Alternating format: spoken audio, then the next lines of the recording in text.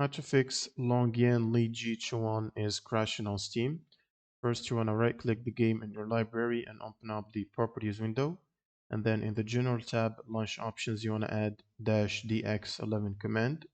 And then go to installed files and verify the integrity of game files. Now, once this process is completed, you can close Steam.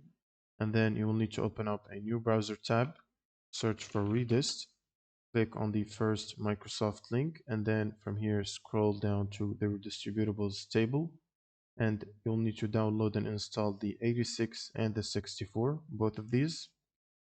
Now once you finish installing, it will ask you to reboot your computer, and after the reboot you will also need to check if you have the latest graphics driver update installed.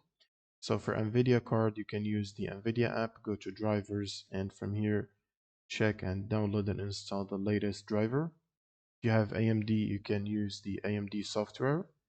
And once this is completed, you can run Steam as admin. Just search for Steam and right click and run as admin. And then just launch the game from your library. And this should solve the crash problem. Thanks for watching and subscribe.